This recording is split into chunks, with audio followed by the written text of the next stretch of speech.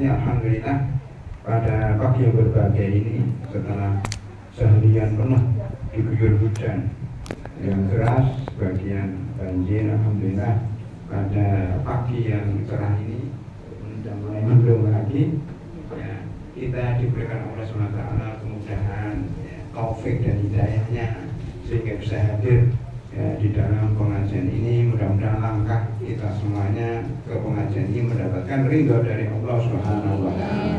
Amin ya rabbal alamin. Ibu-ibu sudah makan pagi semuanya? Sudah mandi, Bu? Barangkali karena kemarin hujan-hujan nggak perlu mandi lagi. Ibu yang kami hormati, kita melanjutkan kajian fikih apa, Bu? Taisir. Fikih taisir, fikih kemudahan. Ternyata saya punya teman, Bu, di orang Indonesia yang sekolah di Mesir.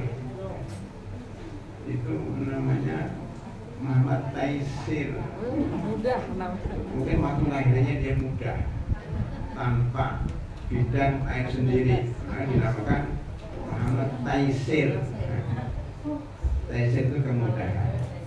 Sudah kita berikan contoh-contoh kemudahan dalam wudhu, dalam toharo, dalam sholat, dalam puasa. Maka pada pagi hari ini kita akan berikan contoh di dalam zakat, haji, pernikahan, muamalat. Di antara keringanan dalam masalah zakat adalah satu, zakat hanya wajib bagi yang memenuhi nisab dan haul. Jadi tidak semua orang wajib bayar zakat. Berbeda dengan pajak. Pajak walaupun ada namanya penghasilan tanpa pajak ya, namanya apa itu? Penghasilan non pajak. Tetapi pada hakikatnya kalau orang miskin beli makanan ya masuk di warung ya itu terkena pajak karena penjualnya juga terkena pajak secara tidak langsung. Tetapi berbeda di dalam zakat, yang membayar itu hanya orang yang kaya. Jadi orang miskin nggak usah bayar zakat. Miskin itu siapa, Bu? Kaya itu siapa? Islam telah memberikan batasan. Orang kaya adalah orang yang mempunyai uang 1 tahun itu sampai nisab. Nisabnya berapa? 85 gram emas. Berarti miskin dan kaya tergantung harga emas. Dulu berapa tahun yang lalu emas 1 gram 500.000. Berarti kalau 85 gram emas cuma 42.500.000 itu sudah dikatakan kaya.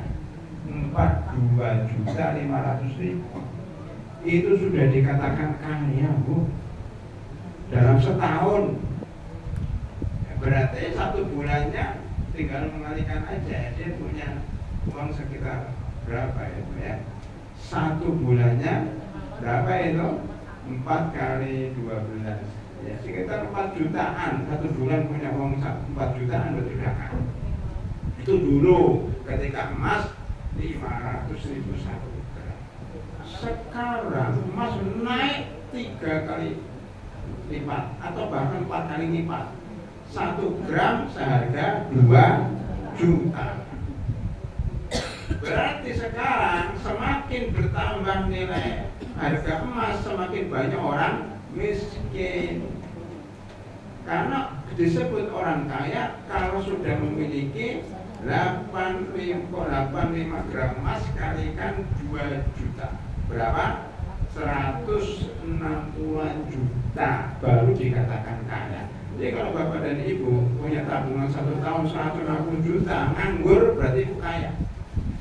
Kalau Ibu punya uang 1 juta dalam setahun Ibu miskin. Jadi kebanyakan rata-rata kelihatan ini orang miskin-miskin semua di sini. Punya nggak tabungan 100 juta? Ya. Punya nggak tabungan 150 juta? Belum, berarti miskin. Setahun. berarti rata-rata miskin. Tapi kalau dia punya 160 juta, ya, berarti dia sudah kaya dan wajib mengeluarkan zakat 2,5%. Itu ibu-ibu ya. Jadi Islam itu tidak memberatkan orang yang tidak punya uang sampai nisab. Jadi nisabnya 85 gram emas dan harus haul, harus 1 tahun. Taruhlah ibu dapat hadiah 200 juta sekarang, atau ibu dapat gaji 200 juta, maka tidak wajib zakat kecuali harus menunggu 1 tahun. Ya, menunggu 1 tahun. Tetapi seandainya dia membayar sekarang tidak apa-apa, karena enggak 1 tahun insya Allah uang saya masih. Berarti dibayar sekarang, dicicil, dibolehkan.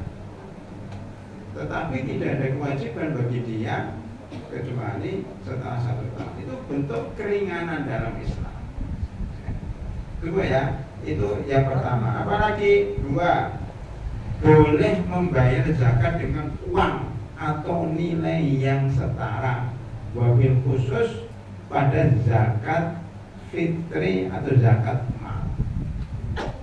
Loh, kan sebagian ulama mengharuskan bayarnya pakai beras. Ya, sebagian ulama. Tapi kan ada ulama lain seperti Abu Hanifah, ya, dan Umar bin Abdul Aziz, seorang khalifah kaum muslimin yang kelima, dan beberapa ulama lain termasuk ulama-ulama zaman sekarang boleh membayar zakat fitri. Kalau dalam bahasa Indonesia zakat fitrah, dalam bahasa ini zakat fitri itu boleh membayarnya dengan uang. Ya. Ini kemudahan dalam Islam. Walaupun ya sebagian ulama mengatakan pakai beras. Yang pakai beras pun sebenarnya tidak sesuai dengan sunnah. Sunnahnya itu pakai kurma, ya. Sunnahnya itu pakai gandum, pakai anggur. Tapi karena di Indonesia nggak ada kurma, susah, dan orang-orang miskin juga makannya nasi, bukan makan kurma, maka zakatnya boleh pakai beras. Padahal zaman Rasulullah nggak ada beras, maksudnya tidak baik pakai beras. Itu bentuk kemudahan. Maka yang bayar beras jangan nyalakan yang bayar uang, karena sama-sama tidak ada pada zaman Rasulullah. Yang satu menganalogikan beras dengan makanan pokok, yang satu menganalogikan uang dengan kebutuhan pokok. Orang Jakarta itu butuh uang atau butuh beras? Butuh uang. Nanti kalau dia dapat beras, ya dijual lagi untuk beli nasi uduk, karena dia nggak punya kompor. Kompor gasnya juga yang meledak terus, akhirnya dia nggak punya kompor, nggak punya minyak, ya, nggak punya tempat masak, ya sudah semua. Makanya uang lebih penting untuk orang kota. Kalau beras lebih penting untuk orang desa. Jadi tergantung kebutuhan. Itulah kemudahan dalam Islam. Terjadi perbedaan pendapat, tetapi yang sering kita dapatkan justru bapak dan ibu-ibu itu kalau bayar zakat, dah saya kirim aja pakai uang, dikirim transfer. Bahkan ada kan orang Jakarta kaya-kaya semuanya, walaupun nggak kaya beneran, tapi pura-pura kaya, makanya ditransfer ke kampung halaman. Orang kampung kan transfernya pakai uang juga, nggak mungkin ngirim beras ke sono, harus nyewa truk. Maka pakai uang cair, uangnya dibelikan beras atau dibelikan langsung nasi, ya. Itu termasuk kemudahan. C, boleh memundurkan pembayaran zakat karena landasan, karena keadaan darurat. Jadi boleh, ya, untuk keadaan tertentu bayar zakat diundurkan. Kenapa? Hartanya hilang. Nanti bayarnya kalau ketemu pas dompetnya ketinggalan, ya sudah, nanti kalau pas ketemu dompetnya baru bayar, ya. Kemudian dia membayar zakat, ternyata orangnya kayak semua. Orang miskinnya lagi mudik, gimana? Ya sudah, nunggu orang miskin itu datang. Atau kadang-kadang kita bayar zakatnya menunggu ada maslahat, ya, ada musibah besar, baru keluarkan zakat. Tetapi memang sebaiknya itu dimajukan daripada diundurkan, karena diundurkan ini ya ada batasnya. Kemudian dia apa? Boleh memberikan zakat kepada kerabat yang miskin. Wah, ini top, market top. Di dalam Islam itu ya, kerabat lebih didahulukan daripada orang lain.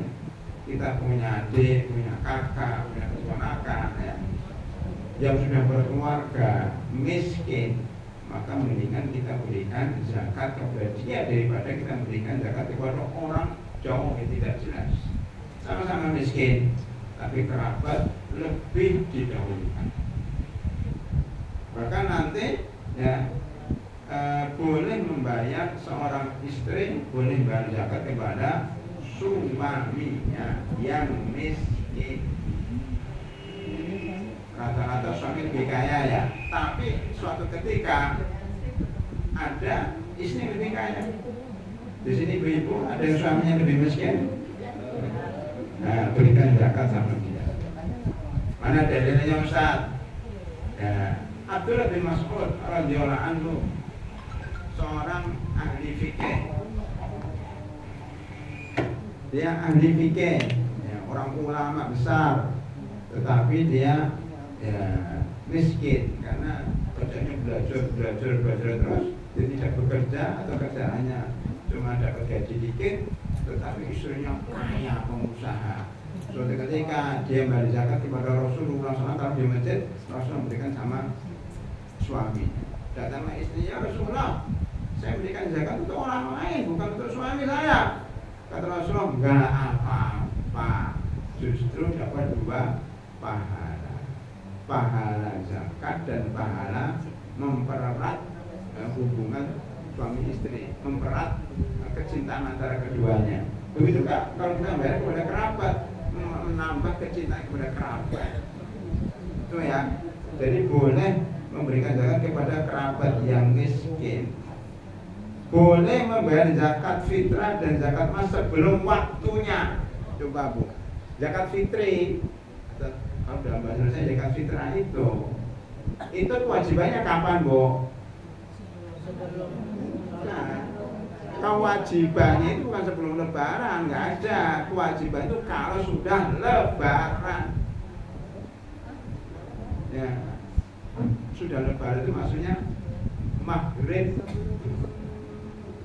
Ibu paman lebaran itu apa sih? Lebaran itu habis sholat Idul Fitri terus mudik, bukan itu. Lebaran itu maksudnya 30 Ramadan malamnya. Ya itu, oh sudah lebaran, ada mercon dor, itu namanya lebaran. Tanggal 1 Syawal itu baru wajib bayar zakat fitri.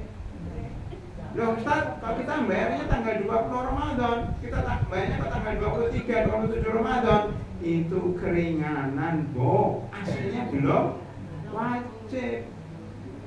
Aslinya belum wajib itu kalau sudah selesai Ramadan baru wajib bayar zakat fitri supaya melengkapi puasanya yang kurang.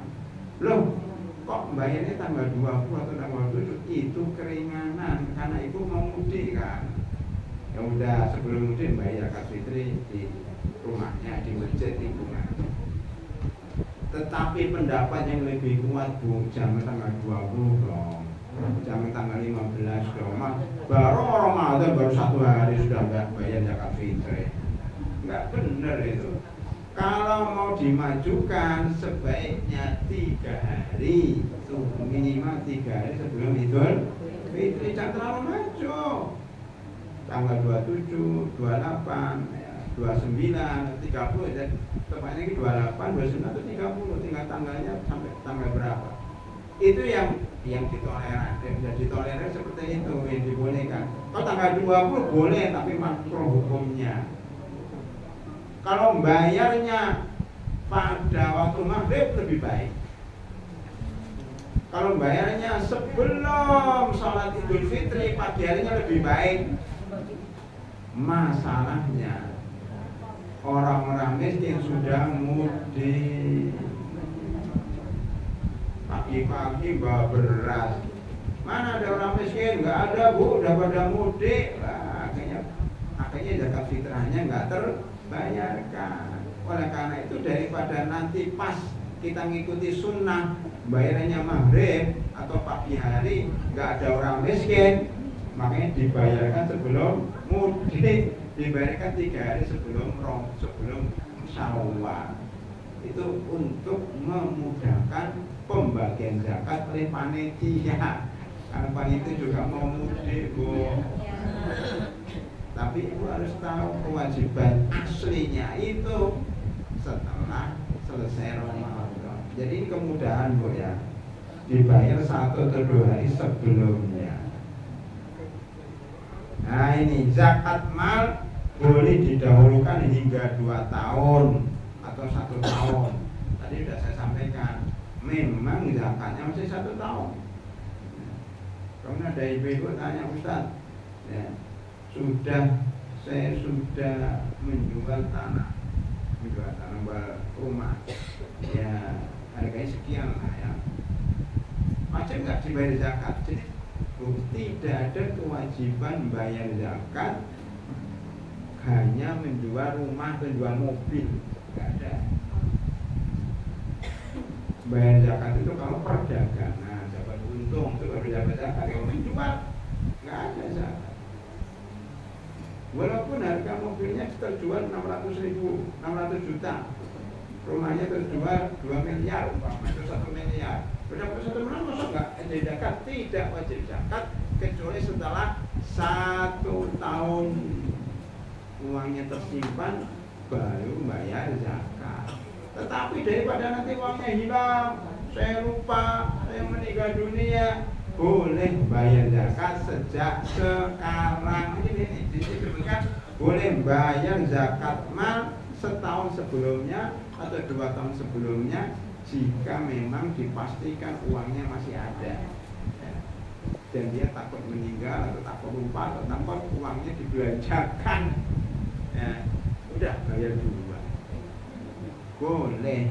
Makanya kalau kita dapat gaji, ini PNS, ASN itu kadang bayarnya tiap bulan. Padahal aslinya gaji pegawai itu belum wajib.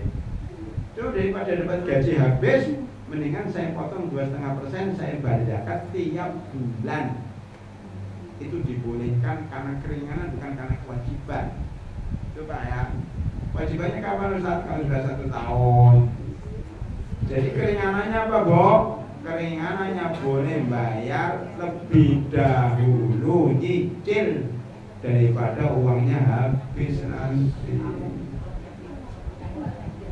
Boleh. Nah, apa berikutnya? Sudah saya sebutkan, istri boleh membayar zakat kepada suami yang miskin. Karena istri tidak wajib menafkahi suami wajib menafkahi istri. Jadi suami haram membayar zakat kepada istri dan anak. Tapi istri dan anak boleh membayar zakat kepada suami atau kepada bapaknya. Ya, memang ibu beri uang tiap bulan kepada suami, enggak kan? Jadi uang suami itu harus dibagi antara suami, istri dan anak, dibagi-bagi. Dia dapat uang 20 juta dibagi kepada istri sekian, anak sekian gitu. Tapi kalau istri itu dapat uang 20 juta, kantongnya sendiri itu udah disimpan.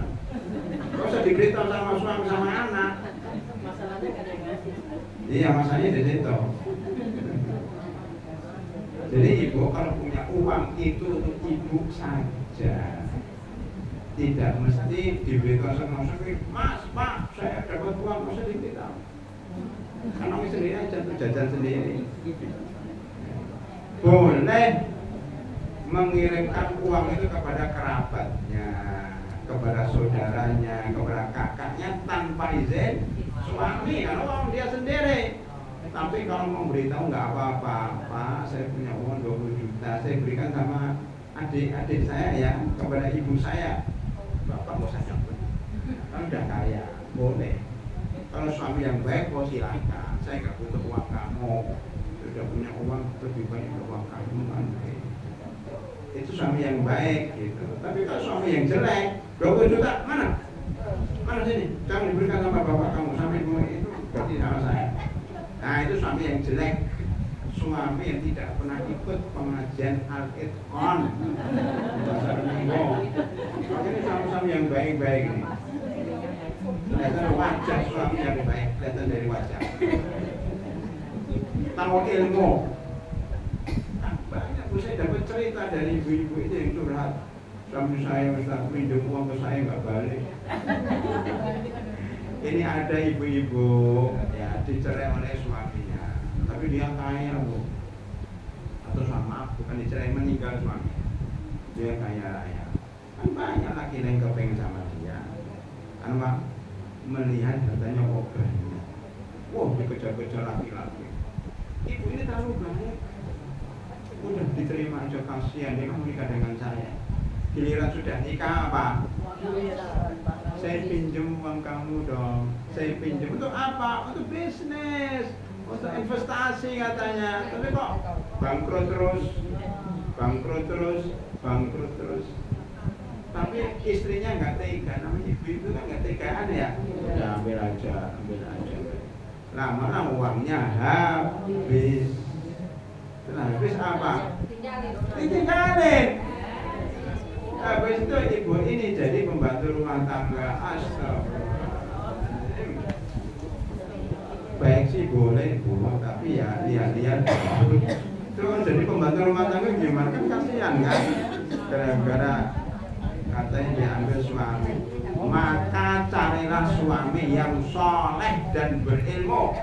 Salah satu tandanya sering ikut pengajian.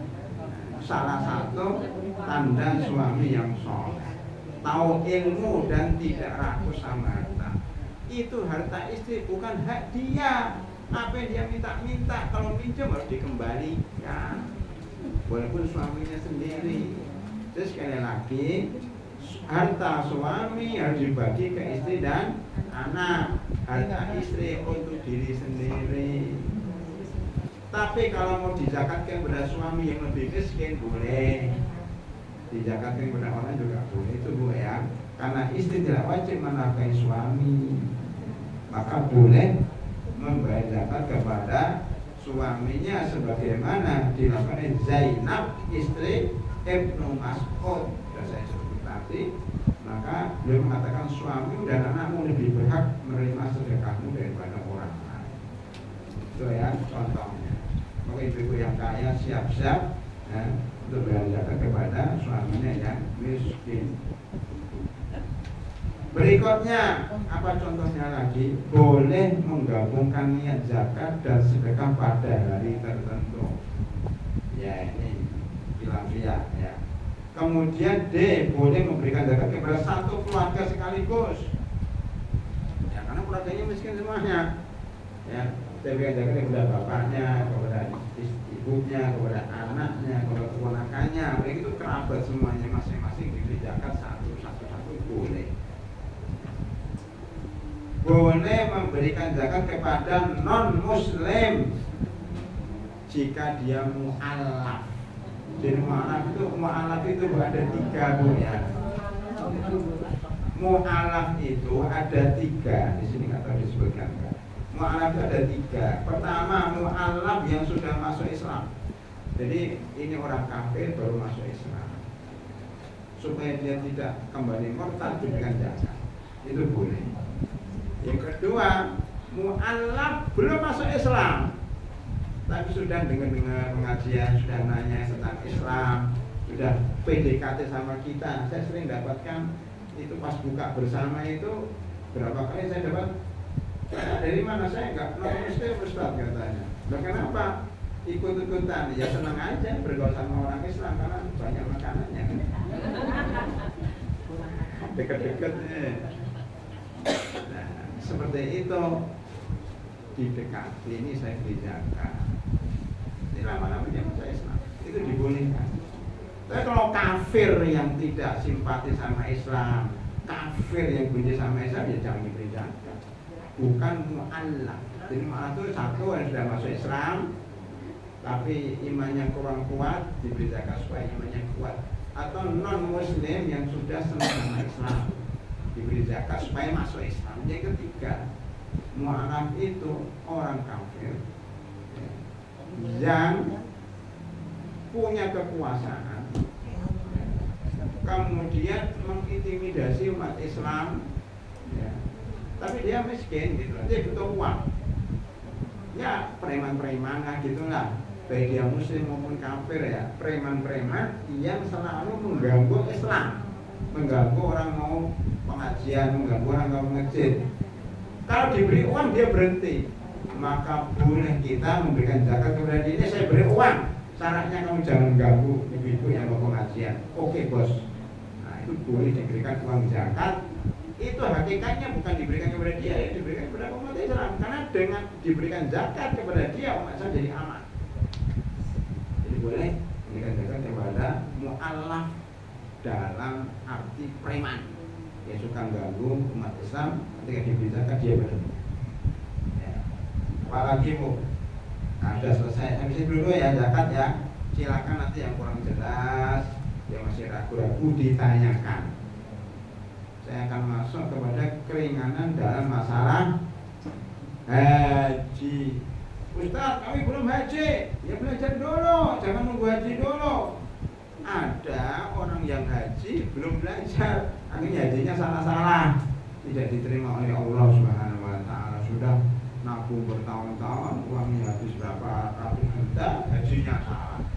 Makanya mendingan walaupun ibu belum haji, belajar dulu. Jadi kalau haji, soal apa keringanan dalam ibadah haji? Tidak wajib kecuali yang mampu. Ini ada ibu-ibu dan bapak-bapak yang salah kaprah, mengatakan begini, Ustaz boleh nggak saya menghajikan ibu saya? Ibu kamu memang sudah mampu belum? Supaya senang aja. Itu nggak benar pak. Menghajikan orang itu kalau itu mampu. Ya begini, ada seorang ibu yang sudah siap berangkat, yang sudah bayar ONH, ongkos naik haji sudah disetor. Tiba-tiba dia sakit. Karena ada orang yang cerita sama saya seperti itu ya. Tiba-tiba sakit, nggak bisa berangkat karena kakinya kesleo atau dia stroke atau apa. Maka dia panggil anaknya, anak sini gantikan ibu ya haji. Terus uangnya pakai uang ibu karena sudah saya setorkan. Itu namanya menghajikan ibunya, menggantikan badal namanya. Itu jadi yang sudah bayar baru diganti. Tapi kalau orang miskin, ibunya di kampung, bapaknya di kampung, nggak wajib haji, tiba-tiba kita menghajikan untuk bapak atau ibu, itu dari mana asalnya? Tidak ada. Itu ya. Kecuali kalau niatnya saya menghadiahkan ya pahala haji kepada ibu saya di kampung, namanya kirim hadiah bukan badal. Itu bu ya. Jadi badal haji itu bagi yang mampu. Kalau sekarang di Indonesia ya ada main-main juga ya, tapi lumayan lah.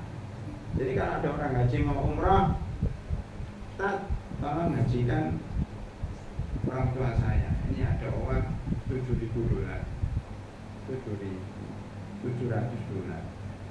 atau $1.000.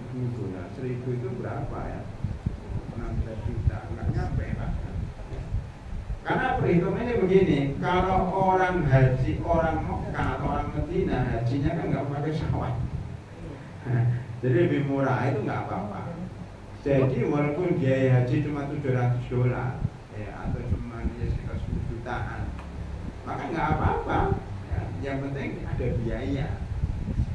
Itu namanya badal yang dibenarkan. Dan syarat badal apa bu? Orang yang membadalkan harus sudah haji. Kalau dia belum haji, bagaimana menghajikan orang lain? Nah, terus ya boleh mewakilkan haji, sudah saya sebutkan ya. Nah, kemudian boleh menggabungkan ibadah haji seperti haji tamattu. Haji tamattu itu keringanan loh, Bu. Karena mestinya haji itu kan dari sini sudah pakaian ihram. Sampai sana nggak boleh dibuka sampai haji itu ifrat. Tapi karena banyak jamaah yang datang duluan, ya Syawal sudah berangkat, Dzulqa'dah sudah berangkat, masih nunggu 1 bulan. Masa pakai pakaian ihram terus sampai kan? Makanya boleh bapak-bapak yang haji pakai haji tamattu. Namanya tamattu itu bersenang-senang, namanya haji bersenang-senang. Terus kok haji kok bersenang-senang, ibadah. Memang nggak boleh ibadah sambil bersenang-senang. Ada ibadah serius, ada ibadah bersenang-senang. Ibadah serius itu apa? Baca Al-Quran, sholat, berdoa, itu ibadah serius. Ibadah nggak serius apa? Menikah itu ibadah nggak serius. Sama istrinya serius, senyum dong sama istrinya. Ya, kan ibadah nggak mesti ya cemberut, senyum sama istrinya senyum sama suaminya, jalan-jalan ke taman, kemana gitu. Namanya ibadah pernikahan, ibadah tenang-tenang. Masa ibadah pernikahan tong-tong terus. Nah, jadi ibadah nggak serius dalam arti yang sudah menikah dan serius, nanti stres, istri juga suaminya, anak juga stres. Ibadah nggak serius, apalagi ibadah haji tamattu, ibadah bersenang-senang. Karena bersenang-senang karena mestinya dia pakaian ihram. Karena capek pakaian ihram, nggak pakai baju lagi kan, kemana-mana mau ke toilet susah, mau makan susah, mau tidur susah. Udah, saya tak membayar dam. Ya, membeli kambing seharga 3 juta sampai 5 jutaan. Habis itu saya boleh buka pakaian ihram, pakai pakaian biasa. Itulah haji tamattu, hajinya orang Indonesia. Maka orang haji dari sini pakai pakaian ihram, setelah tawaf, setelah dia sa'i, ya cukur rambut, kemudian pakai pakaian biasa. Tidak ada tambahan biaya, Pak. Beli kambing sekitar 5 juta. Bagi yang tidak punya uang, ya udah pakai pakaian terus sampai haji, kan kasihan. Nah, itu termasuk kemudahan dalam ibadahnya. Boleh meninggalkan wajib haji dengan bayar dam. Nah, ini juga gitu. Banyak orang-orang kaya. Kalau saya pas haji ketemu sama orang Singapura, ketemu sama orang Brunei, itu malas tuh orang kaya itu, mana raja-raja atau pangeran-pangeran. Ya. Dia itu sebenarnya bisa sehat, cuma pas antri jalan 3 kilo, udah saya bayar aja, diwakilkan bayar apa? Yang penting bayar dam, dia enak-enak di kamar. Ya tapi enggak afdal, tapi dibolehkan ya. Tidak mabit di Musdalifah. Ini tidak bayar dam, karena ini tidak wajib, maksudnya tidak rukun. Jadi boleh, makanya orang Indonesia kok banyak jamaah Indonesia rata-rata itu dari Mekah langsung ke Mina, padahal sunnahnya di Mina, tapi karena sunnah ditinggal, karena repot Pak, hewan berapa, 210.000 orang ya, enggak susah, namanya sempit, nanti malah ketinggalan, makanya langsung ke Arafah. Karena ada ibu-ibu yang sudah lanjut usia dari Arafah, ya sebelum ke Mina kamu sudah Musdalifah, itu kadang susah, karena nggak ada tenda, nggak ada apa, mau katanya juga susah, udah lanjut aja, kemudian bayar dam. Begitu pada rahimahullah ya. Apalagi mengakhirkan tawaf ifadah hingga saat meninggalkan Makkah. Mau tawaf langsung lalu ribet, banyak orang desak-desakan ya. Makanya boleh diundur nanti kalau mau pulang pas ke Mekah sekalian tawaf ifadah, tawaf pada langsung pulang. Jadi nggak bolak-balik Mekah, Mina, ribet banget. Kalau tahu ilmunya enak, Pak. Kalau tahu ilmunya enak. Dari Arafah langsung ke Mekah dulu, baru ke Mina, kemudian tidak harus ke Mina dulu. Ya, itu banyak sekali kemudahan-kemudahan dalam haji. Termasuk ini, mestinya kalau di Mina itu 3 hari. Tapi kalau nggak kuat 2 hari aja sudah cukup pulang, nggak apa-apa. namanya nafar awal. Rata-rata Indonesia itu nafar awal. Enggak, yang 3 hari sama sedikit. Padahal sunahnya 3 hari, tapi nggak apa-apa. Kalau kepengen lebih awal, ya. Itu pada langsung pulang. Boleh mencukur rambut, sunahnya gundul. Bapak sunahnya gundul rontos. Tapi karena gundul nanti pada saya nggak enak, kayak apa? Kayak dikira orang kesakitan kan? Ya, udahlah, saya cukur aja biar kelihatan gampang. Sudah cukur aja nggak apa-apa. Itu kemudahan, Bu, tidak wajib. Walaupun sunnah ya tidak wajib. Jadi boleh menggunting sebagian rambut saja. Baik sekali tentunya ini masalah haji karena rata-rata mungkin ibu-ibu belum haji, saya lewatin aja nanti malah tambah bingung ya. Ya kita lewatin banyak sekali. Sekarang dalam pernikahan, keringan dalam pernikahan apa saja, maharnya boleh sedikit atau banyak. Nah, ini menarik. Yang punya menantu, yang mau punya calon menantu menikahkan anaknya, menikah itu tidak mesti di gedung. Saya itu punya tetangga manggil saya, Ustaz tausiah dong. Kenapa? Lagi tunangan. Kenapa nggak langsung nikah? Kenapa tunangan? Ustaz, gedungnya penuh. Nunggu 1 tahun lagi ya Allah. Kenapa nggak diinginkan aja langsung nikah? Ya nikah kecil-kecilan, yang penting halal. Rame-rame 1 tahun lagi nggak apa-apa. Yang penting sudah nikah halal. Benar nggak, Bu? Ya itu jangan jadikan diri sendiri, harus di gedung. Nikah dulu, dihadiri. Udah nikahnya di alatkan aja, saksinya pengajian kan bisa, ada pengajian. Tinggal nanti makannya, ya itu yang makan sudah ada. Memang nggak boleh. Sudah. Nggak punya uang aja nggak aja kan gitu. Banyak orang sekarang, Bu, banyak ibu-ibu yang ngutang, ya mau menantu ngutang. Karena rata-rata sekarang orang menantu itu menikahkan anaknya itu kira-kira 100 juta ke atas.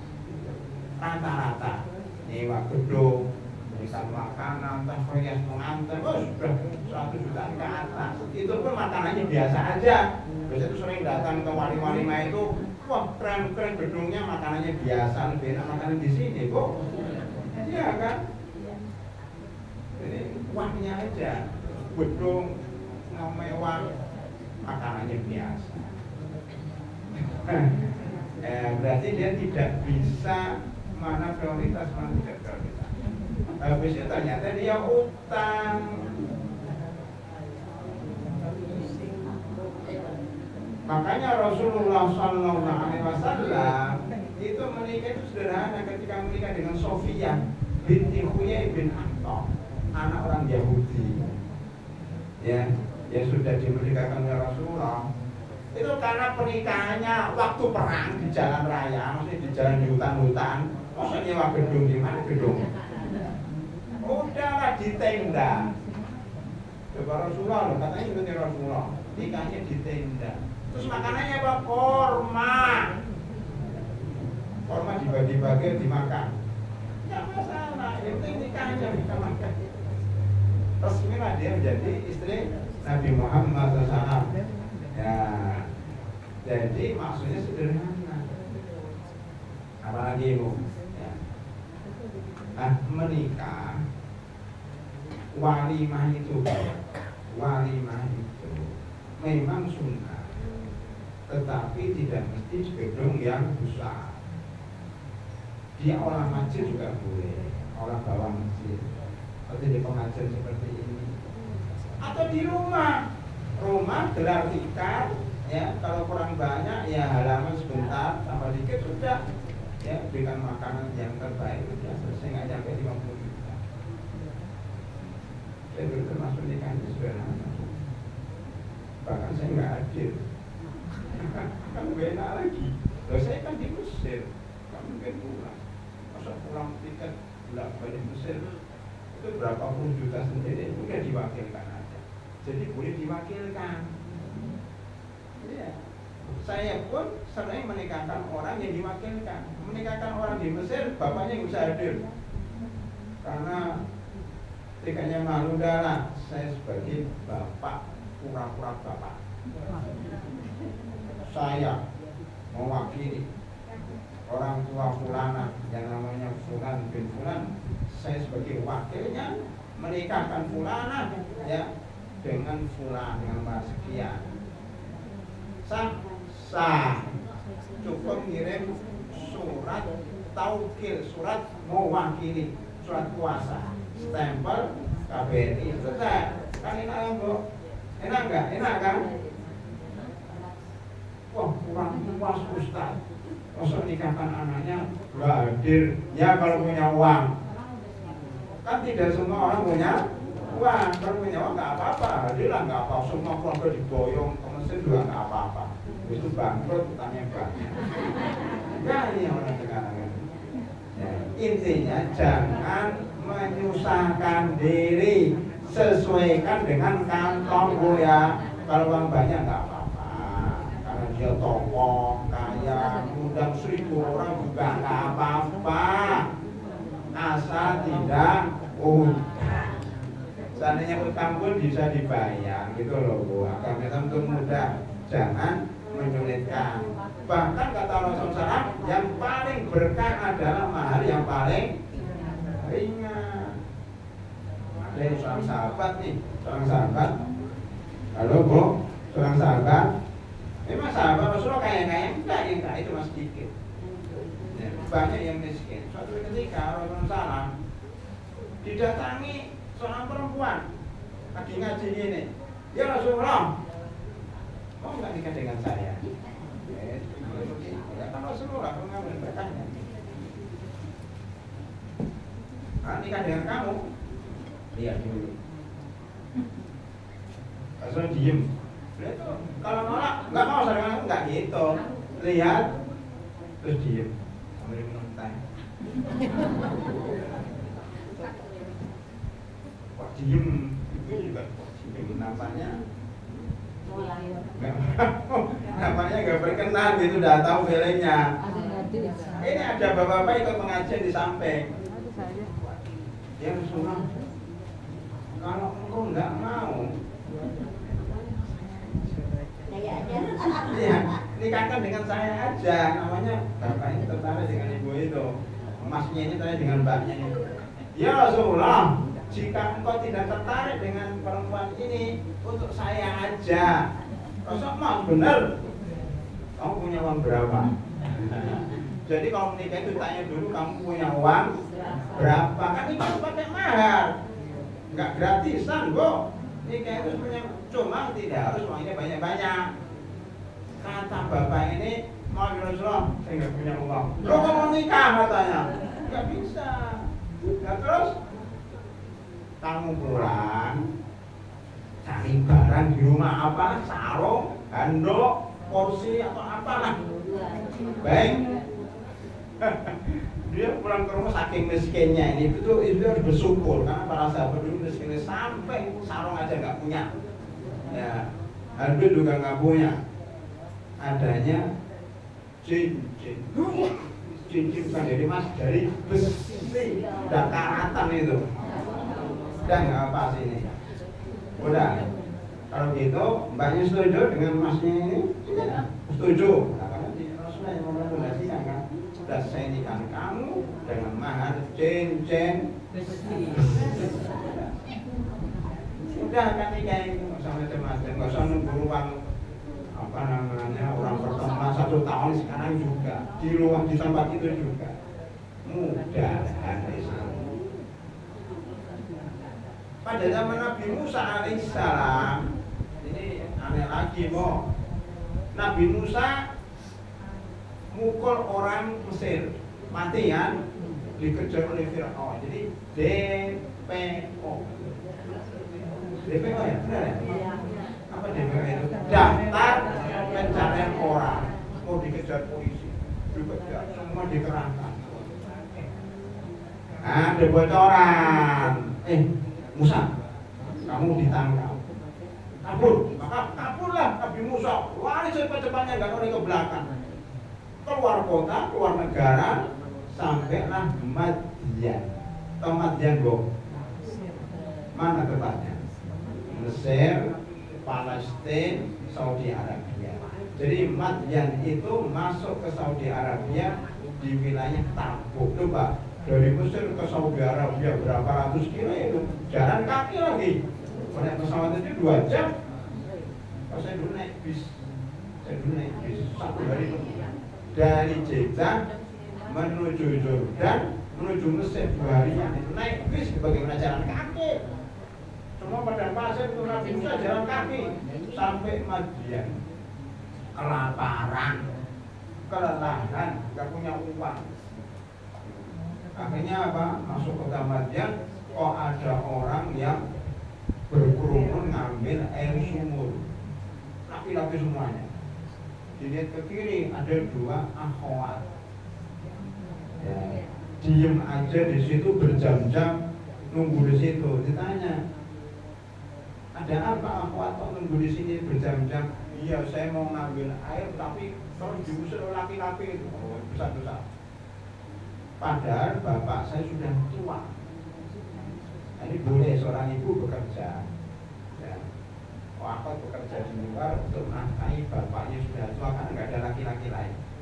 Bapaknya namanya siapa? Nabi Syuaib. Kalau gitu udah saya bantu ya. Akhirnya Nabi Musa bilang pikir semuanya ada yang ngel. Tengkar dengan Nabi Musa pada kalah semuanya. Sekali itu ada berjatuhan hebat Nabi Musa ini. Silahkan Mbak ambil. Akhirnya ngambil air, ya kan, dibawa pulang.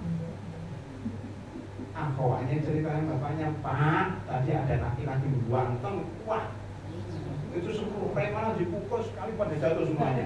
Wah, hebat itu. Panggil ke sini. Panggil ke rumah. Ternyata akhwatnya itu tertarik dengan Nabi Musa karena kebaikannya, kejujurannya ya. Dia bilang, Pak, jodohkan saya dengan dia. Makanya Nabi Musa bilang, wahai Musa, karena kamu DPO nggak punya uang, ya kan? Tapi saya kepengen nikahkan kamu dengan anak saya. Gimana caranya? Saya kepengen menikahkan kamu dengan salah satu anak saya yang ini nggak sebut namanya tapi ditunjuk. Jadi boleh menikahkan tanpa nyebut nama, asal ditunjuk. Ini loh, kan 2. Saya nikahkan kamu dengan salah satu anak saya yang ini. Yang ini ada gambarnya yang ini. Namanya disebut ini uridu an unkihaka ihdabnatayya hataini ala ta'zuri taman yang hijat. Itu dalam surat Al-Qasas surat 28 ayat 26-27. Al-Qasas surat ke-28 ayatnya 26-27. Proses pernikahan Nabi Musa dengan anaknya Nabi Syuaib. Apa Nabi Syuaib? Bapaknya mengatakan, karena kamu gak punya uang, maka maharnya kamu bekerja untuk saya selama 8 tahun jadi pengembala kambing. Udah enggak, Pak? Udah kan? Kalau nggak punya uang, ya sudah kerja sama mertuanya. Jadi sopir mertuanya selama 2 tahun. Sopir itu nggak digaji karena gajinya untuk mahar. Jadi ibu kalau mendapatkan laki-laki soleh, miskin tapi soleh, ambil jadi menantu, suruh nyapu rumah tiap hari. Juga dibayar untuk mahar. Nah, itu kemudahan dalam Islam. Itu ya. Jadi mahar boleh sedikit, boleh juga banyak, tergantung kepada kebiasaan. Ini B, nikah tetap sah meskipun walimah sederhana. Hanya pakai kurma, hanya pakai makanan di pengajian al-Iqon. Udah walimah kita itu hampir tiap pekan walimah, cuma nggak ada pengantinnya. Kan sayang. Walimah itu kan makanan. Walimah urus, walimah makanan pernikahan, walimah itu safar. Ya, walimah itu safar itu orang mau haji, mau umroh, ngundang makanan. Maka ibu yang umroh, nggak usah ngundang umroh di rumah, isinya aja. Ibu, minggu depan saya mau umroh. Ya, doakan kami, silakan nanti mesti makan makanan pengajian ini. Lebih praktis kan. Itu. Jadi walimah itu tidak mesti harus makanannya mewah ya, sederhana aja. C. Boleh menikah tanpa pencatatan negara. Boleh secara agama. Ini mengatakan nikah tanpa punya akte pernikahan itu sah secara agama, tetapi tidak diakui oleh negara. Bagi kita orang Jakarta ya mesti pakai itu, tapi kalau bagi orang kampung Bu, di desa-desa, di gunung-gunung itu mau kecamatan butuh 2 jam 3 jam, susah. Ya, perjalanan jauh, udara, butuh nikah, catatannya nanti atau nggak usah dicatat juga nggak apa-apa. Yang penting ada walinya, ada saksinya, ada mempelai laki-laki dan perempuannya, ya, ada sibotnya. Ya itu aja rukun nikah. Mahar pun boleh diundur. Mahar itu bukan rukun Bu ya. Bu, mahar itu bukan rukun. Catat baik-baik. Dia hanya kewajiban, dia dibayar kapan saja. Utang. Ada laki-laki yang mau menikah tapi belum punya uang, bilang aja maharnya nanti kalau saya sudah punya uang. Tapi disebutkan, insya Allah akan saya bayar dalam waktu 10 tahun uang 5 juta. Boleh. Ya tergantung kan dia orang miskin. Jadi diundur, diberikan kesempatan bekerja selama 5 tahun supaya dapat memberi baju. Ya nggak apa-apa namanya. Saya pernah di Mesir ketemu sama orang Afghanistan. Orang Afghanistan nikah dengan orang Mesir, orang tuanya. Maharnya diundur. Qadarullah orang Afghanistan ini nggak dibayar-bayar, nggak sesuai dengan janjinya. Ya mertuanya marah, dipukul lah kepalanya, ya Allah, sampai berdarah karena nggak sesuai dengan janji. Makanya kalau berjanji harus tepat waktu ya. Jadi boleh menikah tanpa pencatatan negara dan boleh maharnya diundur. Kan mudah, Islam itu mudah. Banyak sekali kalau pernikahan ibu. Boleh nikah tanpa satu rumah. Halo? Boleh nikah, ini banyak ya di Indonesia. Ada syekh-syekh dari luar negeri kaya raya, cuma datangnya 3 bulan sekali ke Indonesia. Kadang-kadang di Indonesia 3 bulan bingung, apa 3 bulan ya, nggak ada istri kan? Akhirnya saya itu ya nyari istri dari orang Indonesia. Saya juga sering diminta, ya carikan saya perempuan, sudah saya carikan, udah nggak mau sama saya itu. Ya, saya punya santriwati banyak, mau nggak dengan saya? Nggak mau. Ya mungkin karena saya udah tua, tapi kaya saya. Akhirnya saya itu bilang gini sama murid-muridnya, wahai murid-muridku di Indonesia, carikan saya calon istri yang dapat saya beri uang 5 juta. Yang dapat mencarikan calon istri sampai nikah saya beri upah 5 juta. Oh banyak itu mereka bernyari di kampung-kampung itu. Akhirnya dapat orang Bogor, orang kampung. Ya, diberi 5 juta. Itu namanya sayembara itu boleh Bu ya. Ini bapak-bapak kalau susah nyari jodoh sayembarakan aja. 5 juta, akhirnya menikah. Ya, dibuatkan rumah di Bogor. Ya, saya itu teman saya.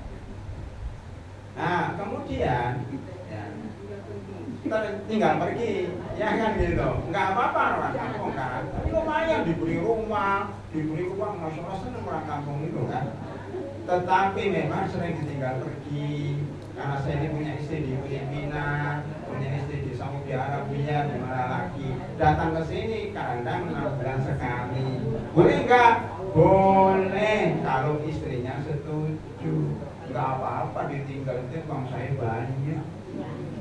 Daripada sama suaminya tangkal terus, utang yang banyak, ini sama saya uang yang banyak.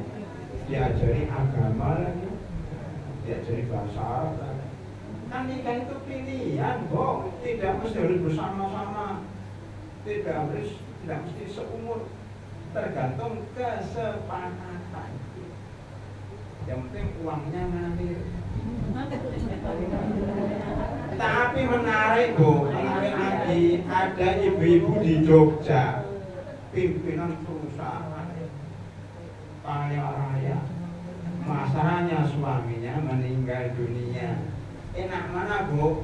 Miskin tapi punya suami, atau kaya raya tapi nggak punya suami? Kaya paling miskin. Oh, suruh milih kok malah kaya raya. Nggak ada kayak gitu. Kesepian dia di Jogja, kesepian. Nyari-nyari suami nggak dapat, nyari suami nggak dapat, akhirnya ke Bekasi. Jadi ibu itu ke Bekasi nyari suami, masuk ke pengajian, nggak tahu ikon nggak? Iya, serius ini.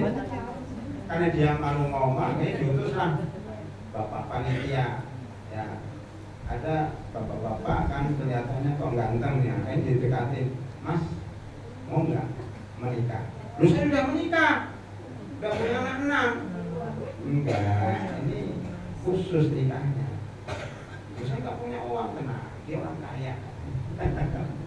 Nah terus kami sepakat, bapak hanya ke Jogja kalau ditelepon oleh istri ini. Kalau nggak ditelepon ya di Bekasi aja sama anak istri katanya. Mau nggak? Nah terus tiketnya dibiayai oleh istri itu, hotelnya dibiayai oleh istri itu.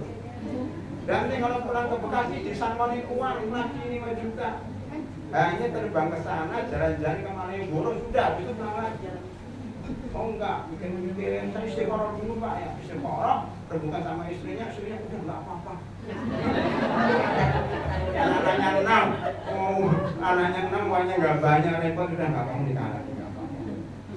Itulah dia menikah lagi, tiap bulan ditelepon, Mas ke Jogja. Ya, biaya tiket, balik, hotel, kemudian pulang diberi uang saku 5 juta, diberi makanan, diberi pakaian, untuk istri, untuk anak semuanya. Udah pulang bawa oleh-oleh banyak, nggak berkurang apapun juga. Boleh nggak? Boleh. Kan kesepakatan. Istrinya setuju, suami setuju, yang istri setuju. Untuk maslahat kedua-duanya. Nah itu kemudahan dalam Islam, itu jangan ditiru Bu ya. Ya kan tergantung orangnya masing-masing lah, orangnya beda-beda. Nikah itu kadang untuk kenyamanan, nikah itu kadang-kadang untuk teman aja, ya kan? Ada bapak-bapak payah, ya tapi dia sudah tua gitu, butuh istri untuk merawat dia, ada kayak gitu, benar nggak? Ya. Dia nikah untuk merawat dia, ya sudah selesai. Istri juga setuju, daripada saya sudah bekerja, udah sama bapak ini merawat, udah. Nanti kalau dia menikah ada urusan banyak kan dia itu. Nah, boleh menikah ya dengan seperti itu. Termasuk boleh menggugurkan sebagian hak tadi, mestinya dia harus tidur di istrinya, kan saya nggak apa-apa lah, kamu nggak usah di sini. Boleh seperti itu. Ya, karena itu hak istri. Nggak diberi nafkah pun hak istri. Jadi ibu yang kaya nggak minta nafkah sama suami juga nggak apa-apa. Mas, nggak usah lah kirim uang ke saya, sudah ada uang untuk anak-anak aja, bisa aja. Ya kan? Maka bapak enak punya istri yang kaya, jadi nggak usah berikan nafkah. Tapi ada juga istrinya kaya masih minta lagi. Nah ini sudah saya sebutkan. Apalagi kok? Wali boleh mewakilkan akad nikah. Sudah saya sebut tadi, saya pernah mewakili dari seorang wali yang tidak bisa datang, saya nikahkan. Boleh menikah hanya dengan saksi laki-laki 2 orang. Ya, tidak mesti dihadiri perempuan kok. Yang saya nikahkan laki-laki, ya. Ya tidak mesti hadir, kan sekarang perempuan harus hadir, mana kan ada mudin apa namanya mudin itu Bu. Dalam bahasa Indonesia pamudin itu penggulu. Mana ini mempelai wanita? Enggak harus begitu. mempelai mau datang nggak datang, yang penting ya ada itu walinya. Wali sama pilih laki-laki, perempuannya di belakang, nggak apa-apa. Perempuannya di rumah tidur, nggak apa-apa. Saya disakit, saya nggak hadir. Yang nikahkan bapaknya sah. Mana ada dari perempuan harus maju, duduk dengan laki-laki, nggak ada. Di belakang aja. Nah, begitu. Banyak kan hal-hal yang ibu-ibu nggak tahu sebelumnya kan. Apalagi ini boleh meminang wanita yang sudah dilamar, tetapi lamaran yang pertama dibatalkan boleh. Tapi kalau lamaran belum dibatalkan nggak boleh. Boleh menikah dengan mas kawin yang tidak berbentuk uang juga boleh. Kalau di Indonesia biasanya dengan mushaf sama sajadah. Gak usah marah, ngapain marah-marah ya. Boleh dengan hafalan Al-Quran. Ummu Sulaim itu salah satu sahabat Rasulullah SAW, itu dinikahi oleh Abu Thalha. Musa itu janda. Abu Thalha kafir. Musa mengatakan, saya nggak mau nikah dengan kamu karena kamu kafir. Terus gimana caranya? Kamu masuk Islam aja, nanti nikahin saya. Artinya dia masuk Islam dan menikahi Ummu Sulaim. Dan maharnya berupa masuk Islam. Kemudian didapat oleh Rasulullah SAW. Rasul mengatakan ini mahar yang paling berkah, yang mengislamkan orang sekaligus itu maharnya. Ada juga teman-teman yang saya lihat itu maharnya pakai bacaan Al-Quran. Ini hafidul Quran juga. Sudah maharnya dibacakan Al-Quran satu halaman. Sudah selesai. Jadi mahar itu bisa hafalan Al-Quran, bisa manfaat, bisa cincin besi, bisa alat sederhana, bisa dengan dia masuk Islam. Sudah selesai kok ya. Kita masuk jual beli. Kalau sudah nikah maka bekerja. Makanya para ulama kadang-kadang di dalam fikih itu bab pernikahan lebih dulu baru bab jual beli. Ada yang bab jual beli dulu baru bab pernikahan. Kenapa? Kalau bab jual beli dulu berarti sebelum nikah dia harus bekerja, punya uang baru nikah. Ada juga yang bermacam seperti ini, nikah dulu. Dengan nikah Allah akan berikan keberkahan. Maka dengan nikah, ketika dia bekerja dia dapat uang banyak. Maka sekarang setelah nikah baru jual beli. Ya. Jual beli itu pada hakikatnya boleh. Ini penting banget tuh. Buka surat Al-Baqarah ayat 29. Jadi catat itu. Asal muamalat itu boleh. Apa itu bunyinya? Huwallazi dialah wallazi khalaqalakum ma fil ardi jami'an. Dialah yang menciptakan apa yang ada di bumi ini untuk kalian wahai manusia. Saya ulangi, dialah Allah yang memberikan semua yang ada di muka bumi untuk manusia. Berarti semua yang ada di muka bumi halal atau haram, boh? Halal. Jadi aslinya, pada asalnya semua yang kita lakukan di muka bumi halal. Mau jual beli apa saja halal. Jadi tanyakan, mau GoPay, mau Shopee, mau Dana, mau kredit, mau pakai OVO, mau pesan GoFood, Gojek, GoSend, mau transfer lewat bank, mau beli lewat online, itu boleh semuanya. Utang juga boleh. Siapa yang mengharamkan? Enggak ada yang mengharamkan, kecuali yang Allah haramkan dalam Al-Quran dan Sunnah Nabi Muhammad SAW. Buka lagi surat Al-Baqarah 175. Al-Baqarah 175. Mohon maaf, 275. Wa ahallallahul bai'a wa harramar riba. Allah itu menghalalkan semua jenis jual beli hanya menghalalkan riba saja. Jadi pada dasarnya malah itu boleh. Yang haram cuma sedikit. Contoh lagi apa? B. Boleh jual beli dengan cicilan. Oh mahar aja boleh dicicil. Masuk jual beli nggak boleh dicicil. Namanya apa Bu? Kredit. Ibu-ibu suka kredit ya. Beli Apple Cash kredit. Beli Happy Con kredit. Beli gelas apa nak Bu? Gelas apa itu yang gelas yang bagus itu apa namanya? Kristal. Tupperware kredit. Sama ini kredit boleh. Kristal. Cuma jangan sering-sering kredit ditanggung ya, tapi boleh. Kalau kredit itu harganya lebih boleh nggak? Boleh. Jadi gini, Ibu kalau beli motor cash harganya 16 juta. Kalau kredit setahun 20 juta. Boleh nggak itu? Boleh nggak? Boleh. Ya. Kalau kredit setahun 20 juta. Kalau cash 16 juta. Ya, itu boleh. Karena ya dengan diangsur itu jauh lebih mahal. Karena itu Bu, kalau kepengen murah ya beli cash. Tetapi syaratnya tidak boleh ada denda keterlambatan dan harganya tidak boleh berubah. Kalau 20 juta ya 20 juta sampai terakhir. Kalau terlambat ya sabar. Tidak boleh denda. Boleh jual beli sama, bayar di muka, barangnya baru datang. Boleh, kata siapa enggak boleh. Contohnya pesen meja.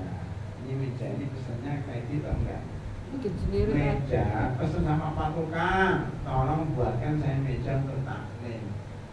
Ya, panjangnya sekian meter, lebarnya dicek. Nanti saya bayar kalau mejanya sudah jadi. Ini saya bayar, namanya pesan. Kalau salam itu bagaimana Bu? Salam itu bayar dulu barangnya terakhir. Seperti seorang petani, ya seorang bos di Jakarta datang ke seorang petani di kampung. Pak, saya kepengen semangka 100 kilo tahun depan. Saya bayar uangnya sekarang, silakan bercocok tanam. Maka tahun depan dia beli 100 kilo semangka, sudah dibayar uangnya setahun yang lalu, boleh, biarnya lebih murah. Pas sekarang namanya apa ya? Open apa namanya? Open PO. PO. Apa? Pre-order. Jadi barangnya belum ada, bayar dulu. Lalu itu bisa jilbab, bisa tak, bisa kudu. Ini kita mau membuat jilbab, yang pre-order siapa? Ya, uangnya dikirim, nanti baru sudah jadi baru barangnya dikirim. Boleh. Termasuk kita beli Shopee itu kan, bayar dulu, barangnya baru datang tidak. COD juga. Kadang-kadang barang Ya, udah datang baru kalau bayar. COD barangnya datang dulu baru bayar. COD itu mengganggu orang rumah, saya sarankan.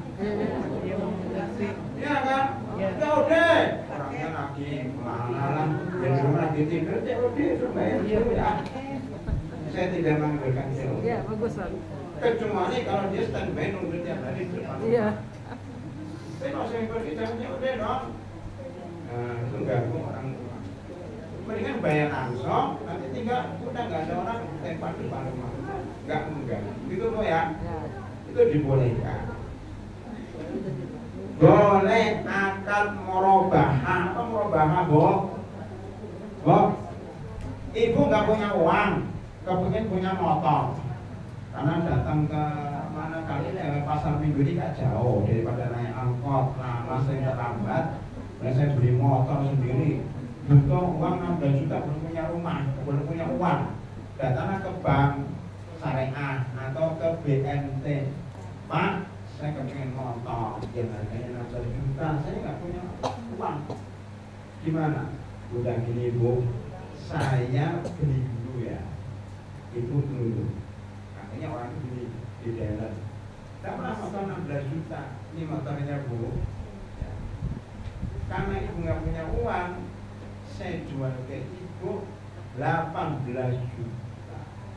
Loh, kok ngambil untung? Iyalah, kan ini milik saya. Kalau mau silakan, kalau nggak mau silakan. Ya sudah. Akhirnya motor itu dipakai oleh ibu, dia membayar cicil 18 juta. Jadi merubah itu untungnya disebut. Ini harga aslinya 16 juta, saya jual kepada Anda 18 juta karena ibu cicil.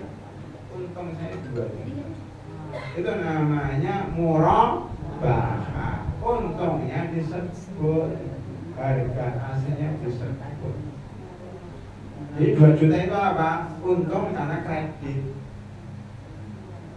Atau di sini nggak ada, boleh saya tambahkan ijarah. Di sini ada ijarah. Ibu kepengen beli motor, tapi kan ikut kajian resbo, nggak ada waktu. Suruhlah tetangganya, Mas, berikan saya motor ya, saya tak mengajar dulu. Ya sudah, berikan motor, nanti saya beri uang fee. Karena berikan motor ini uangnya nih 16 juta. Nanti dia balikkan motornya, diberikan motornya nih bu, ibu pulang dari pengajian, bu sudah ada motor ibu motornya. Terima kasih pak ya. Ini upah belinya dibeli 500.000 ini upah karena bapak capek mondar mandir. Itu namanya ijarah, ya, membeli keringat. Ya, itu ya. Jadi mudah dalam dunia moral, dalam satu mudah. Jangan. Lalu tadi riba itu juga kan disebut di depan. Kok apa beda sedikit dengan murabahah? Kalau murabahah tadi untung disebut duluan. Kalau terjadi riba kan utang itu dilebihin juga disebut dulu ke depanan. Bu, ada bu. Apa bedanya riba dengan murabahah? Ada yang paham nggak? Murabahah kan barang sama duit ya Tat. Baik, ini bu, riba bu, kelihatan bu ya. Riba itu uang ditukar dengan uang. Jadi uang berapa tadi? 16 juta. Kan dia saya minjem uang 16 juta. Ini saya kembalikan setahun lagi 18 juta. Jadi uang dengan uang 18 juta. Kalau murabahah barang uang dengan barang. Uang dengan barang, uang sama motor. Bedanya di situ. Ya, ada barangnya, selama ada barangnya nggak riba. Ya. Walaupun untungnya 2 juta disebut, saya ngambil itu 2 juta, ada motornya. Ini nggak ada motornya, cuma uang doang. Namanya jual beli uang.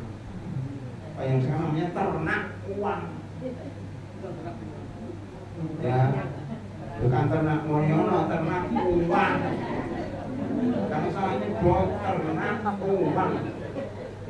Nah, ternak uang itu dalam syariat dilarang. Masuk uang digandakan. Bahkan sekarang ada uang, mana uang kamu? Masukkan ke mana? Ke kantongnya uang. Banyak. Itu dukun, itu penipuan, dan banyak ibu-ibu yang percaya, aneh. Ya, ternak uang, haram hukumnya. Ya. Kalau ternak motor boleh. Ya, dia jualan motor dapat uang. Kan semua hampir pedagang itu kan jual barang. Jual motor, jual teh, jual makanan. Ada barang-barang yang menyebabkan ekonomi jadi berjalan. Makanya bank-bank konvensional itu membuat bangkrut Indonesia karena nggak ada barangnya. Kalau ada barangnya Indonesia maju. Itu bu ya, bedanya murabahah dengan riba, jelas bu. Ya, jelas. Lanjut apa tadi? Ijarah ya. Ijarah udah paham semuanya. Kita nggak punya barang, punya skill kayak tukang cukur. Tukang cukur itu apa? Ijarah. Dia nyukur dibayar 25.000. Jasa ya Tat? Jasa, ijarah itu jasa, nyewa jasa. Jadi nyewa ada dua, nyewa barang sama nyewa jasa parkiran. Ibu yang parkiran bayar kan? Bayarnya berapa? 10.000 ya?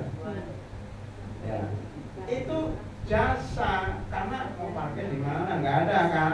Itu ada tanah kosong sudah lah. Kita terus itu jasanya kita beri uang 10.000 sampai 24 jam gitu kan? Kalau nggak pulang-pulang atau 10.000 Ibu taruh situ aja dan tidur di sini 1 minggu. Ya nggak usah pulang, tetap 10 minggu. Itu boleh, ya. Cepet apa namanya? Cepet atau lambat, gimana namanya? Mau 1 jam, mau 24 jam, tetap 10.000. Itu goror nggak? Nggak. Karena yang penting itu dia naruh mobil di situ, bayar. Mau hanya 1 menit bayar. Makanya mau 1 jam, mau 2 jam, tetap 10.000. Nah itu boleh.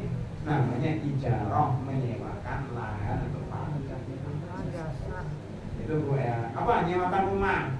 Itu kan ijarah, menyewakan barang. Kita naik angkot itu ijarah. Kita naik kereta itu ijarah. Yang menyewa manfaat. Itu ya. Enak itu.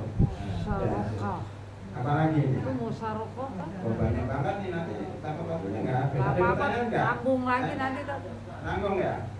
Masa saya tanya satu-satu musyarakah apa, mudharabah? Nggak apa-apa.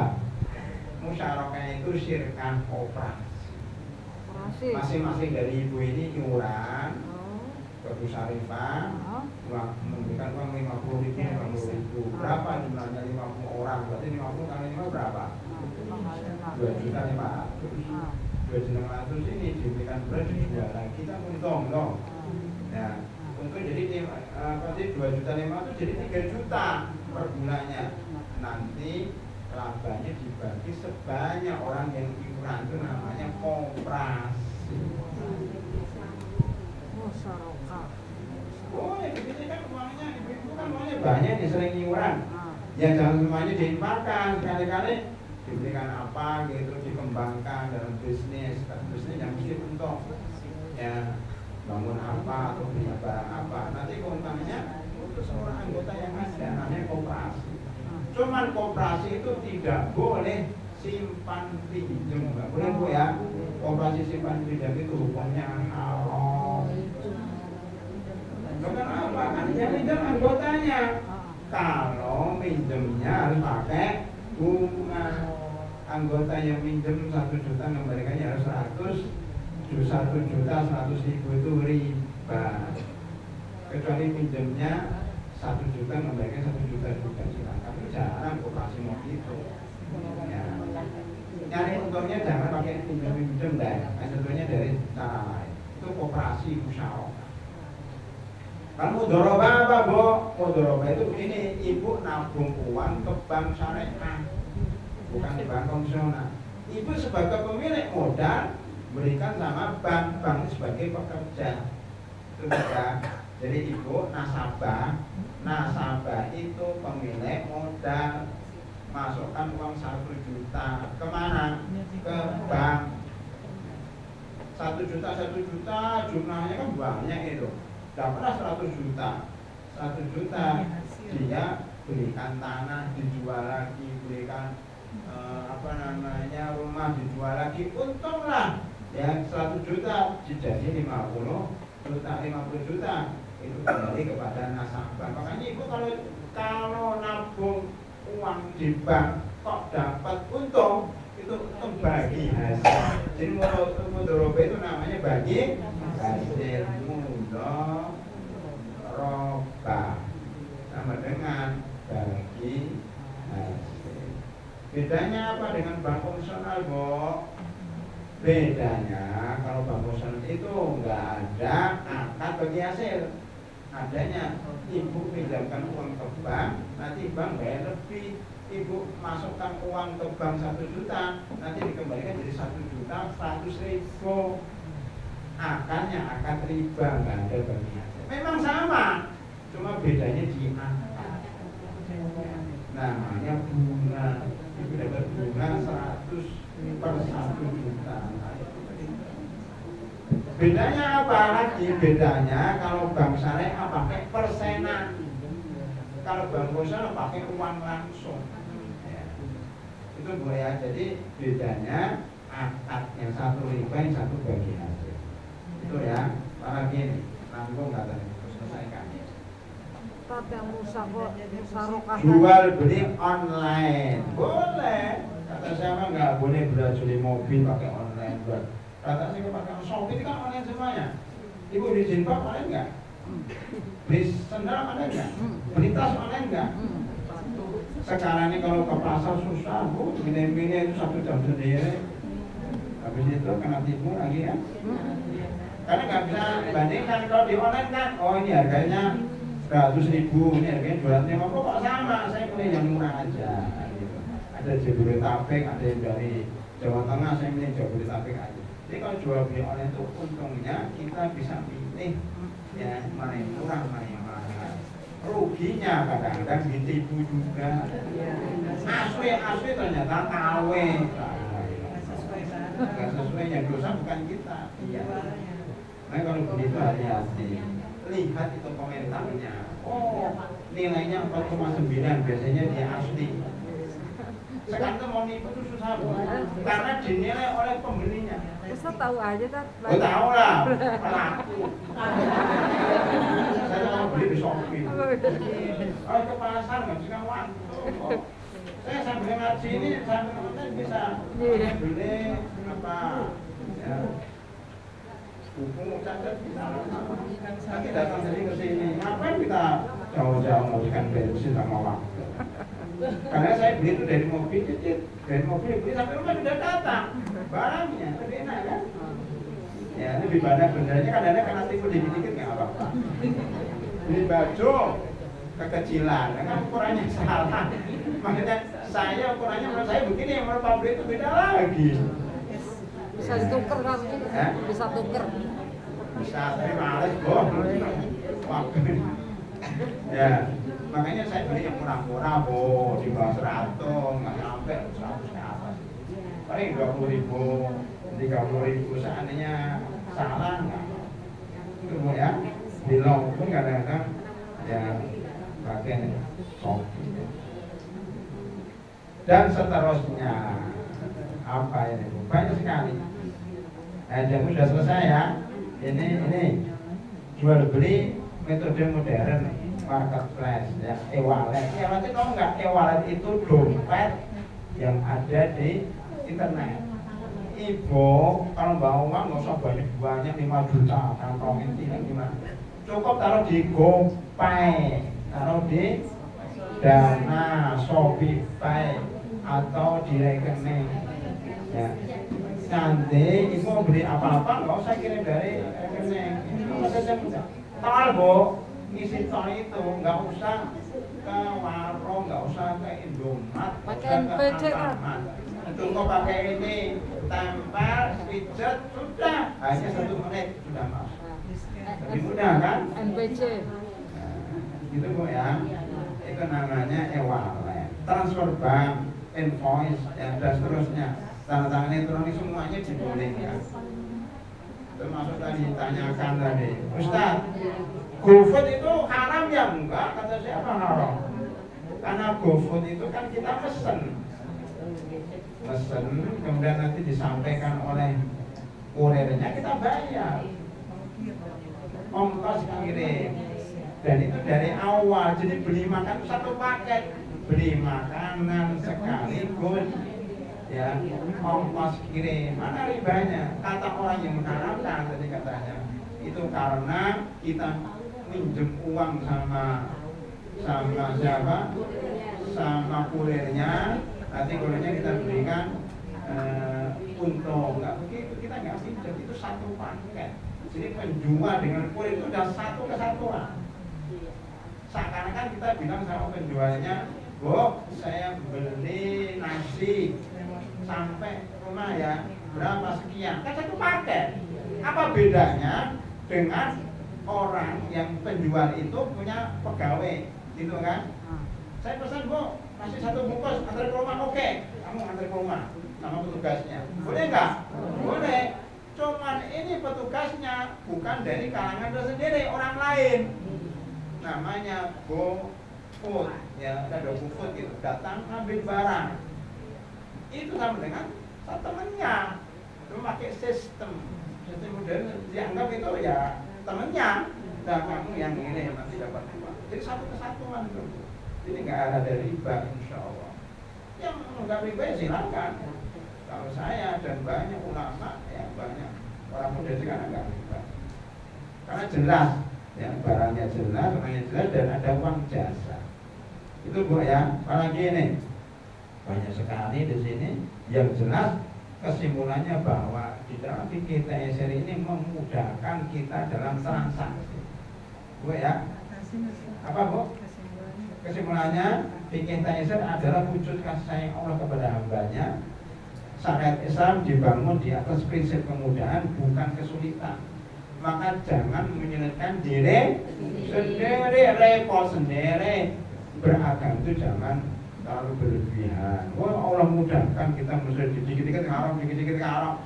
Fikih itu bukan dikit-dikit haram. Fikih yang benar itu dikit-dikit boleh, dikit-dikit boleh, tapi ada dalilnya. Itu fikih yang sebenarnya. Dikit-dikit boleh, tapi ada dalilnya. Memudahkan umat manusia, memudahkan kita dalam bermuamalah. Itu Bu ya. Wallahu a'lam bishawab. Masih banyak, tapi kalau dilanjutkan kasihan nanti sampai jam 2. Ini udah jam selesai Bu ya. Jadi nggak ada part ketiga, part keempat. Ada seri ketiga, seri keempat, bisa sampai seri 10 kalau mau ya. Tapi cukup ini karena di dalamnya kaidah-kaidah yang mungkin nanti dipelajari tersendiri. Sekarang pertanyaan aja, pertanyaan dari Bapak. Oh, banyak kan? Ya, silakan Ibu dulu itu. Assalamualaikum warahmatullahi wabarakatuh. Ustaz, saya ingin bertanya. Sekarang kan zaman walimahan ada yang nggak sanggup bayar gedung, gitu kan? Nah, terus ngadain walimahnya di jalanan dengan menutup jalanan itu. Jadi orang mau lewat situ kan bisa. Itu termasuk zalim nggak tuh, Ustaz? Ya, walimah di jalan. Oh, segala sesuatu ya, walimah ya di jalan. Coba sekarang sekali-kali lah walimah di jalan tol.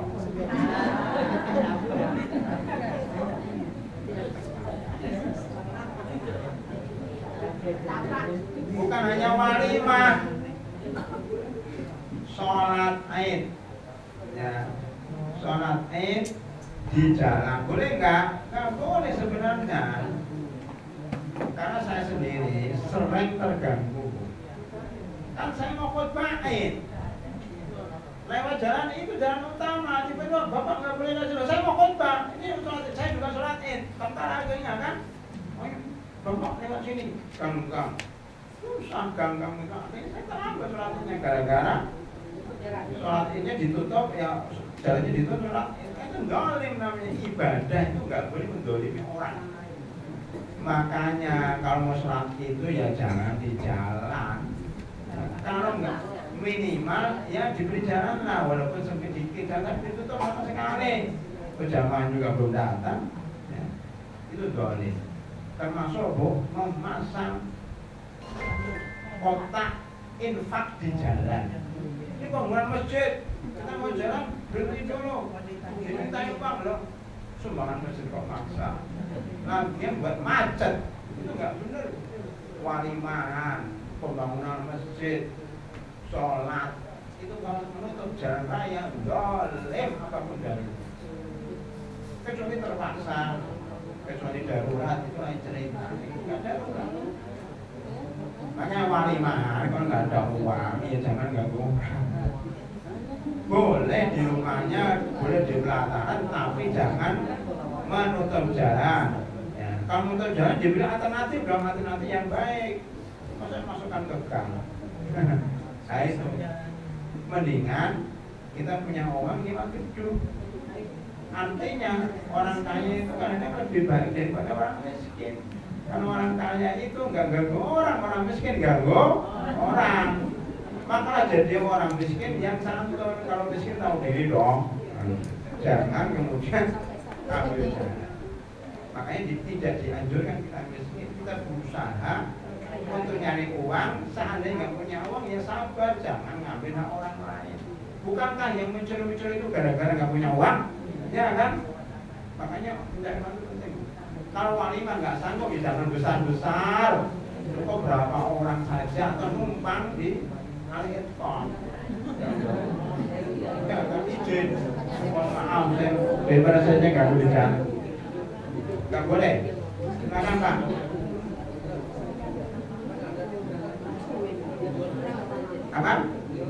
Ijon.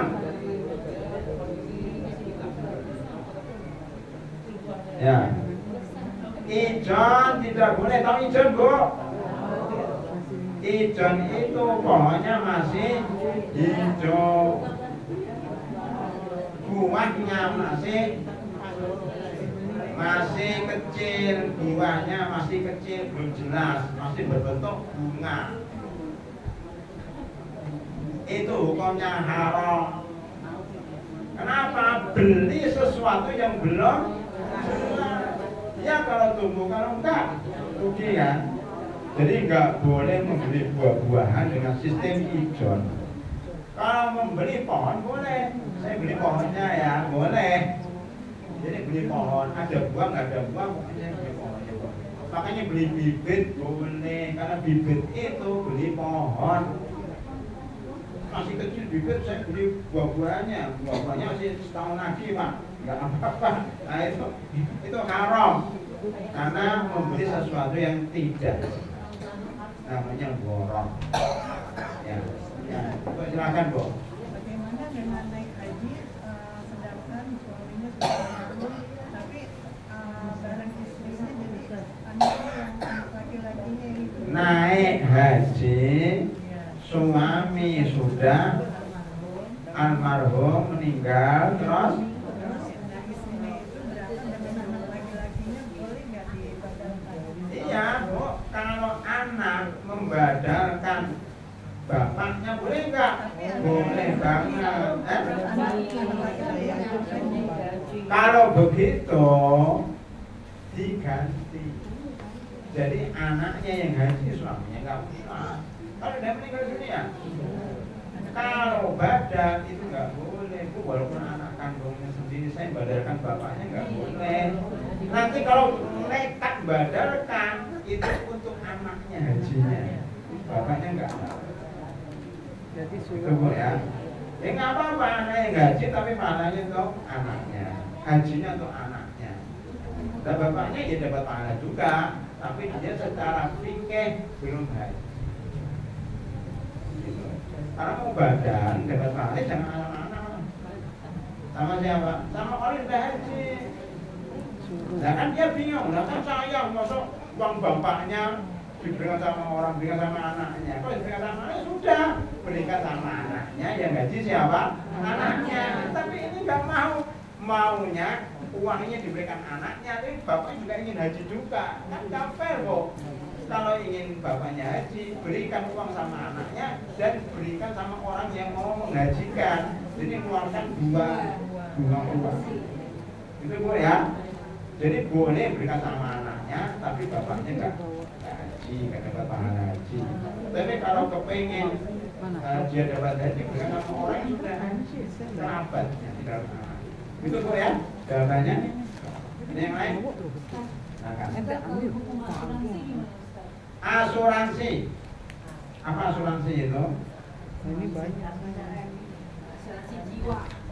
Ya, asuransi macam-macam. Saya cerita dulu, suatu ketika saya naik pesawat, sudah bayar nih tiketnya ke Jogja, ke Solo, harganya 1 juta umpama. Saya mau naik tangga ke pesawat, itu ada mbak-mbak, Pak, sini Pak, mau apa Mbak? Bapak bayar 40.000. Saya kan sudah beli tiket, bukan yang lain ini. Apa tuh apa Bapak? Kalau bayar 40.000, nanti kalau pesawatnya nggak turun, hilang di laut, hilang di awan, kayak dulu pesawat apa itu hilang, pesawat Malaysia itu hilang. Nanti Bapak dapat 2 miliar, kayak Air Asia yang jatuh di Kalimantan tuh ya, itu kan istrinya keluarganya 2 miliar. Itu namanya asuransi Bu. Kalau Bapak nggak turun, pesawatnya nggak turun, Bapak akan dapat 2 miliar. Tapi kalau saya tanya, kalau pesawatnya turun dengan selamat, ya 40.000 hilang Pak. Nah, ini padahal biasanya pesawatnya turun atau tidak? Tidak. Tidak 1.000 pesawat, paling juga turun 1. 10 tahun paling terjadi kecelakaan 1. Berarti yang untung siapa? Yang untung pihak asuransi. Katanya yang rugi dibohongin. Saya nggak mau Mbak dibohongin. Sorry ye. Ini nggak baik. Itu namanya asuransi, Bu. Jadi asuransi ini jual beli sesuatu yang tidak jelas, jual beli resiko. Kayak tadi. Jual beli resiko nggak boleh, maka asuransi hukumnya haram. Ibu asuransi apa? Asuransi mobil. Saya punya teman, mobilnya bagus, baru beli. Supaya nanti kalau kecelakaan diganti, kalau dicuri diganti, maka dia bayar ke asuransi berapa 1 bulan? 500.000 1 bulan. Berapa jangkanya 5 tahun? 5 tahun kali 500 berapa? 500 kali 12 6 juta. 6 juta kali 5 30 juta dia bayar 5 tahun. Mobilnya selamat, tidak tabrakan, tidak gesekan, tidak dicuri. Dia rugi 30 juta.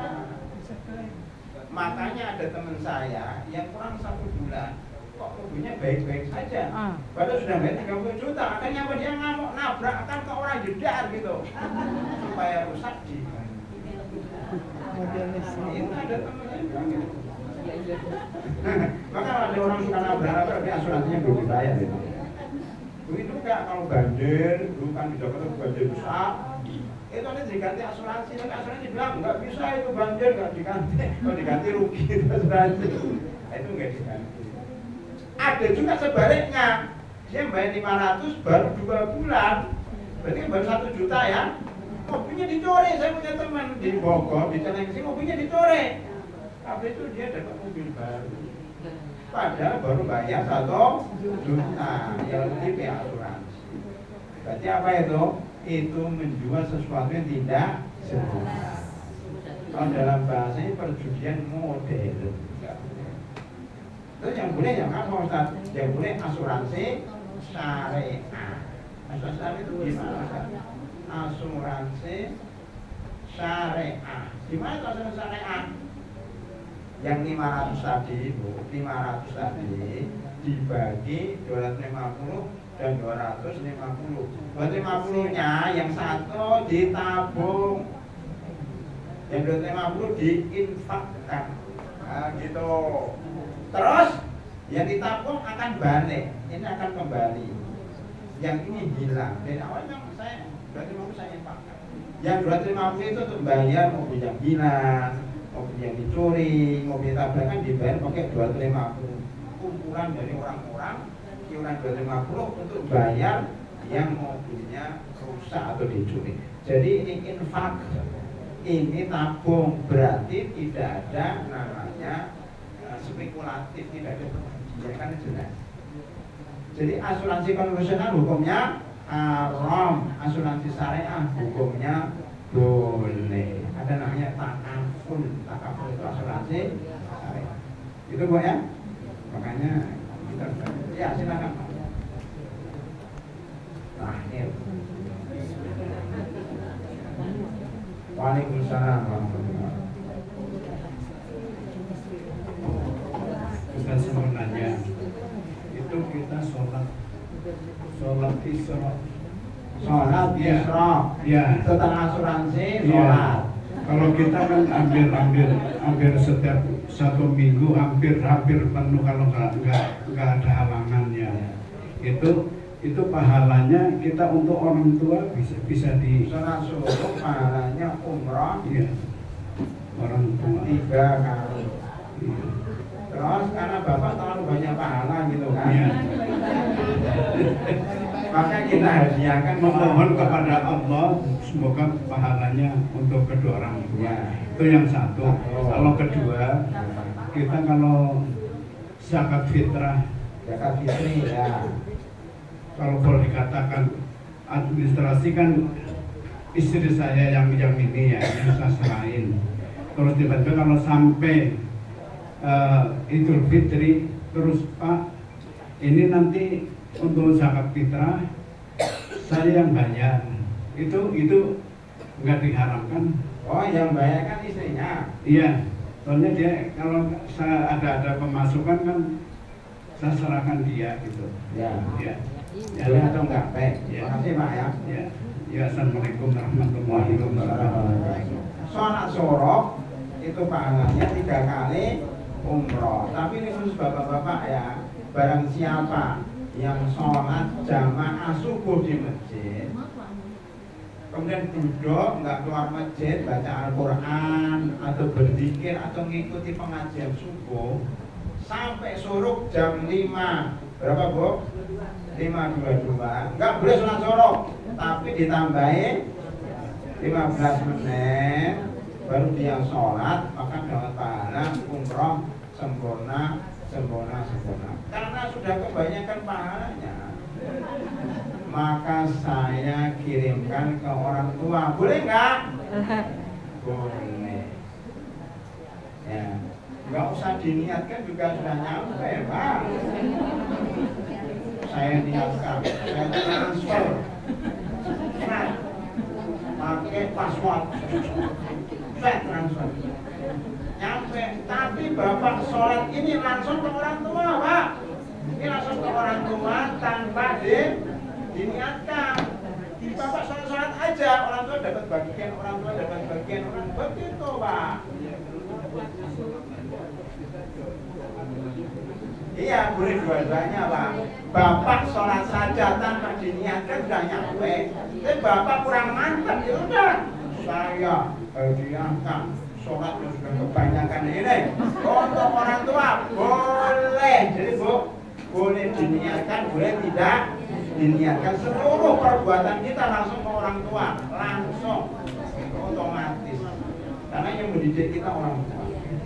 Itu nomor 2, zakat fitri. Apakah boleh dibayarkan istri? Boleh, kalau istrinya mengatakan saya bayarkan saja karena saya dapat uang banyak, boleh. Bayarkan istri boleh, dibayarkan ke tetangga gampang. Bapak mau zakat fitrah, jangan bayarkan al-itqan, sangka sah. Jadi zakat fitri boleh dibayarkan orang lain. Itu Pak ya, Bu sekalian, alhamdulillah sudah selesai fikih taisir. Mudah-mudahan dimudahkan Allah Subhanahu wa taala. Mudah-mudahan kita bermudah-mudah dalam masakan ajaran Islam, dalam mempersulit diri sendiri selama ada dalilnya. Ya. Kemudian kita dapat ridho dari Allah Subhanahu wa taala. Amin ya rabbal alamin. Kita tutup dengan doa kafaratul majlis. Subhanallah wa bihamdika asyhadu an la ilaha illa anta astaghfiruka wa atubu ilaik. Assalamualaikum warahmatullahi wabarakatuh.